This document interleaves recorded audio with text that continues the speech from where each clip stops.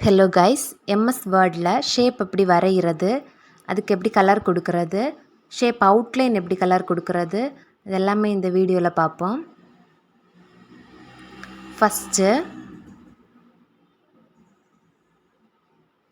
Insert table போயிட்டு ஷேப்ஸ்ன்னு இருக்கும், அதை கிளிக் பண்ணணும். அதுலேருந்து ஒரு ஷேப்பை செலக்ட் பண்ணி நம்ம ட்ரா பண்ணணும். நிறைய ஷேப்ஸ் இருக்கும், நமக்கு என்ன ஷேப் வேணுமோ அதுலேருந்து நம்ம எடுத்துக்கிடலாம்.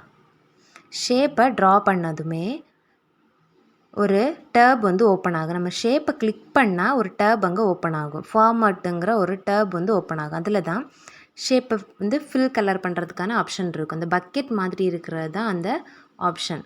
அதில் போயிட்டு நம்ம என்ன கலர் ஷேப்புக்கு சூஸ் பண்ணணுமோ அதை சூஸ் பண்ணி கொடுத்துக்கலாம். அதுலேயே நிறைய கலர்ஸ் இருக்கும். கலர் எது வேணும்னாலும் நம்ம சூஸ் பண்ணிக்கிடலாம். அதுக்கு கீழே அந்த பென்சில் மாதிரி இருக்கிறதான் ஷேப்புக்கு அவுட்லைன் கலர் கொடுக்கறதுக்கான ஆப்ஷன். அதில் போய் நம்ம என்ன கலர் சூஸ் பண்ணுறோமோ அதில் அவுட்லைன் கலர் வரும். அவுட்லைனோட ஸ்ட்ரோக் அந்த கட்டி போடுறது அது இதுலேருந்து எடுத்துக்கிடலாம். நிறைய சைஸ் இருக்கும், நம்ம அதுலேருந்து செலக்ட் பண்ணி போட்டுக்கிடணும். போட்டுட்டு அதுலேருந்து கலர் வச்சுக்கிடலாம். இனி இந்த ஷேப்பை சேஞ்ச் பண்ணணும், வேறு ஒரு ஷேப்பாக வரணுன்னா இதே ஷேப் இதே கலரோட வேறு ஷேப்பில் வரும். இதே கலரோட வேறு ஷேப்பில் வர்றதுக்கு அந்த ஷேப்ஸில் போயிட்டு நம்ம அதர் கலரை சூஸ் பண்ணிக்கிடணும். அதர் ஷேப்பை சூஸ் பண்ணிக்கிடணும்.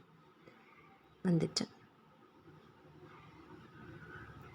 இனி இது என்னென்னா இதில் நிறைய கலர்ஸ் இருக்கும். ஷேப் ஸ்டைலில் நிறைய மாடல்ஸ் இருக்கும். இதில் நம்ம எது சூஸ் பண்ணாலுமே அதில் வந்துடும். இவ்வளோதாங்க. ஷேப்பை ட்ரா பண்ணணும். ஃபார்மட் டேப் ஓப்பன் ஆகும். அதில் போயிட்டு பக்கெட் மாதிரி இருக்கதான் ஷேப்பை ஃபில் பண்ணுறது. அதில் போய் ஃபில் பண்ணிக்கிடலாம். அடுத்த ஆப்ஷன் ஸ்ட்ரோக்கு, அதுக்கு எவ்வளோ வித்து வேணுமோ வச்சுக்கிடலாம். அதில் கலரை சூஸ் பண்ணிக்கிடணும்.